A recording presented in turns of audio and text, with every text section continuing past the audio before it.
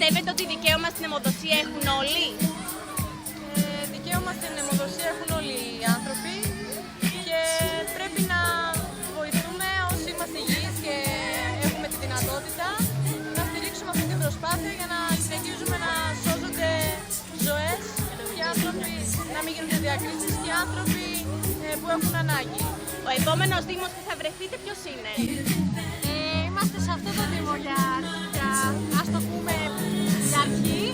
Από εκεί και πέρα σίγουρα θα πάει σε πολλές πόλεις, σε νησιά και από ό,τι ξέρω γνωρίζω θα φτάσει στην Αλβανία και θα καταλήξει στις 28 Σεπτεμβρίου στο καναλάκι της Πάργας. Πιστεύετε ότι η αιμοδοσία πρέπει να γίνεται πριν, δηλαδή να προβλέψουμε κάτι, ή να γίνεται την ώρα που παθαίνει κάποιος δικός μας κάτι?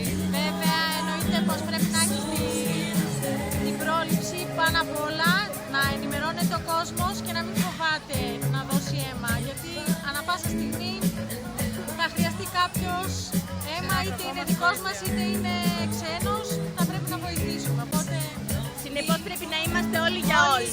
όλοι για όλους. Ωραία, ευχαριστούμε πολύ.